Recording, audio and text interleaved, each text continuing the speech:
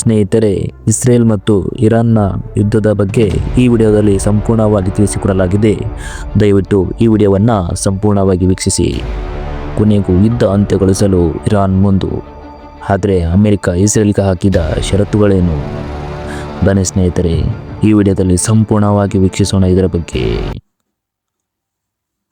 America ಮತ್ತು Israel ಜೊತೆಗೆ ನಡೆಯುತ್ತಿರುವ ಸಂಘರ್ಷವು ಕೊನೆಗೊಳಿಸಲು ಇರಾನ್ 3 ಷರತ್ತುಗಳನ್ನು ಹಾಕಿದೆ.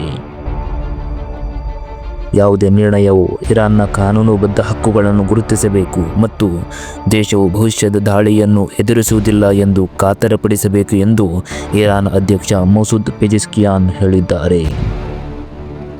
ಈ ಕುರಿತು ಸಾಮಾಜಿಕ ಜಾಲತಾಣ ಎಕ್ಸ್ನಲ್ಲಿ ಪೋಸ್ಟ್ ಮಾಡಿರುವ ಪೆಜಿಶ್ಕಿಯಾನ್ ಪರಿಹಾರ ನೀಡಬೇಕು ಎಂದು ಒತ್ತಾಯಿಸಿದ್ದಾರೆ. ರಷ್ಯಾ ಮತ್ತು ಪಾಕಿಸ್ತಾನದ ನಾಯಕರೊಂದಿಗೆ ಮಾತನಾಡುತ್ತಾ ಈ ಪ್ರದೇಶದಲ್ಲಿ ಶಾಂತಿಗಾಗಿ ಇರಾನ್ನ ಬದ್ಧತೆಯನ್ನು ಪುನರಚಿಸಿದ್ದೇನೆ. ಯಹೂದಿಗಳ ಆಡಳಿತ, ಇಸ್ರೇಲ್ ಮತ್ತು ಅಮೆರಿಕ ಇರಾನ್ನ ಕಾನೂನುಬದ್ಧ ಹಕ್ಕುಗಳನ್ನು ಗುರುತಿಸುವುದು, ಪರಿಹಾರ ನೀಡುವುದು ಮತ್ತು ಭವಿಷ್ಯದ ಆಕ್ರಮಣದ ವಿರುದ್ಧ ದೃಢವಾದ ಅಂತಾರಾಷ್ಟ್ರೀಯ ಖಾತ್ರಿಯನ್ನು ಒದಗಿಸಬೇಕು ಎಂದು ಅವರು ಬರೆದುಕೊಂಡಿದ್ದಾರೆ. ಅಮೆರಿಕ ಒಂದು ವೇಳೆ ಇರಾನ್ನ ಬಂದರುಗಳ ಮೇಲೆ ದಾಳಿ ಮಾಡಿದರೆ ಪರ್ಷಿಯನ್ ಕೊಲ್ಲಿಯಲ್ಲಿ ಯಾವುದೇ ಬಂದರು, ಆರ್ಥಿಕ ಕೇಂದ್ರ ಅಥವಾ ಸ್ಥಳದ ಮೇಲೆ ಭಾರೀ ಪ್ರಮಾಣದಲ್ಲಿ ಕಾರ್ಯಾಚರಣೆ ನಡೆಸಲಾಗುವುದು ಎಂದು ಇರಾನ್ನ ಸಶಸ್ತ್ರ ಪಡೆಗಳ ವಕ್ತಾರ ಅಬುಲ್ ಫಜಿಲ್ ಶೆರ್ಖಾರ್ಜಿ ಸರ್ಕಾರಿ ಸುದ್ದಿ ಸಂಸ್ಥೆ IRIBಗೆ ಹೇಳಿಕೆ ನೀಡಿದ್ದಾರೆ. ಈ ಪ್ರಕಾರ ಮಧ್ಯಪ್ರಾಚ್ಯದಲ್ಲಿ ಭುಗಿಲೆದ್ದಿರುವ ಯುದ್ಧದ ಜ್ವಾಲೆ ಇಡೀ ಜಗತ್ತನ್ನೇ ಸುಡುತ್ತಿದೆ. ದಿನೇ ದಿನೇ ಹೆಚ್ಚುತ್ತಿರುವ ಹಡಗುಗಳ ಮೇಲಿನ ದಾಳಿ, ಗಗನಕ್ಕೇರುತ್ತಿರುವ ತೈಲ ಬೆಲೆ ಮತ್ತು ಆರ್ಥಿಕ ನಡುವೆ ಇರಾನ್ ಅಧ್ಯಕ್ಷ ಮಸೂದ್ ಪೆಜಿಶ್ಕಿಯಾನ್ ಶಾಂತಿಗಾಗಿ ಒಂದು ಹೊಸ ಮಂತ್ರವನ್ನು ಜಪಿಸಿದ್ದಾರೆ. ಹಾಗಾದರೆ ಆ 3 ಷರತ್ತುಗಳೇನು? ಮೊದಲನೆಯದು, ಇರಾನ್ನ ಕಾನೂನುಬದ್ಧ ಹಕ್ಕುಗಳ ಮಾನ್ಯತೆ ದೊರೆಯಬೇಕು. ಇರಾನ್ ತನ್ನ ಸಾರ್ವಭೌಮತ್ವ ಮತ್ತು ಹಕ್ಕುಗಳನ್ನು ಅಂತಾರಾಷ್ಟ್ರೀಯ ಮಟ್ಟದಲ್ಲಿ ಗುರುತಿಸಬೇಕು. ಎರಡನೆಯದು, ಯುದ್ಧದ ಕಾರಣದಿಂದಾಗಿ ಇರಾನ್ ಅನುಭವಿಸುತ್ತಿರುವ ಆರ್ಥಿಕ ಮತ್ತು ಮೂಲಸೌಕರ್ಯ ಹಾನಿಗೆ ಸಂಬಂಧಪಟ್ಟ ದೇಶಗಳು ಯುದ್ಧದ ನಷ್ಟ ಪರಿಹಾರ ನೀಡಬೇಕು.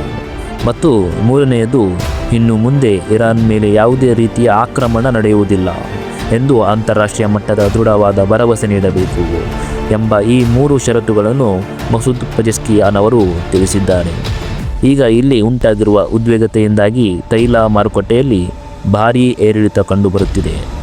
ಸಂಘರ್ಷ ಹೀಗೆಯೇ ಮುಂದುವರಿದರೆ ಆಹಾರ ಪದಾರ್ಥಗಳು ಬೆಲೆಯೂ ಕೂಡ ಸಾಮಾನ್ಯವಾಗಿ ಜನರ ಕೈಗೆಟ್ಟಿದಷ್ಟು ಏರಿಕೆ ಕಾಣಲಿದೆ ಎಂದು ವಿಶ್ವಸಂಸ್ಥೆ ಈಗಾಗಲೇ ಎಚ್ಚರಿಕೆ ನೀಡಿದೆ.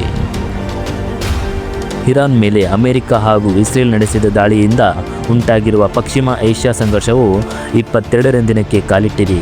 ಹೋರ್ಮುಜ್ ಜಲಸಂಧಿ ಮೇಲೆ ಇರಾನ್ ತನ್ನ ಹಿಡಿತವನ್ನು ಬಲಪಡಿಸಿಕೊಂಡಿರುವುದರಿಂದ ಭಾರತ ಸೇರಿದಂತೆ ಜಗತ್ತಿನ ಹಲವು ದೇಶಗಳಿಗೆ ಕಚ್ಚಾ ತೈಲ ಹಾಗೂ LPG ಅನಿಲದ ಸಮಸ್ಯೆ ಎದುರಾಗಿದೆ. ಫೆಬ್ರವರಿ 28ರಿಂದ ಆರಂಭವಾಗಿರುವ ಪಶ್ಚಿಮ ಏಷ್ಯಾ ಸಂಘರ್ಷದಿಂದ ತೈಲ ಹಾಗೂ ಅನಿಲದ ಕೊರತೆಯ ಜತೆಗೆ ಇತರೆ ಜಾಗತಿಕ ಸರಕುಗಳ ಮೇಲೂ ಕೂಡ ಕರಿನೆರಳು ಮೂಡಿದೆ. ಜಗತ್ತಿನ ಬಹುಪಾಲು ವ್ಯಾಪಾರವು ಜಲಮಾರ್ಗದ ಮೂಲಕ ನಡೆಯುತ್ತದೆ. ಅದರಲ್ಲೂ ಇರಾನ್ ಹಿಡಿತದಲ್ಲಿರುವಂತಹ ಹೋರ್ಮುಜ್ ಜಲಸಂಧಿಯು ಕಚ್ಚಾ ತೈಲದ ಜತೆ ಬೇರೆ ಸರಕುಗಳ ಸರಬರಾಜಿಗೂ ಕೂಡ ತೊಂದರೆಯಾಗಿದೆ. ಅದರಲ್ಲೂ ಅಲ್ಯೂಮಿನಿಯಂ, ಎಥೆನಾಲ್, ಗಂಧಕ ಮತ್ತು ಹೀಲಿಯಂ ಸೇರಿದಂತೆ ಕೆಲವು ಅಗತ್ಯ ಸರಕುಗಳ ಸರಬರಾಜಿನ ಮೇಲೆ ಭಾರೀ ಹೊಡೆತ ಬಿದ್ದಿದೆ. ಈ ಯುದ್ಧ ಇಲ್ಲಿಗೆ ನಿಲ್ಲಬೇಕು ಎಂಬುದು ಎಲ್ಲರ ಆಶಯವಾಗಿದೆ. ದಯವಿಟ್ಟು ಈ ವಿಡಿಯೋ ಇಷ್ಟವಾದಲ್ಲಿ ಲೈಕ್ ಮಾಡಿ, ಸಬ್ಸ್ಕ್ರೈಬ್ ಮಾಡಿ. Thank you for watching.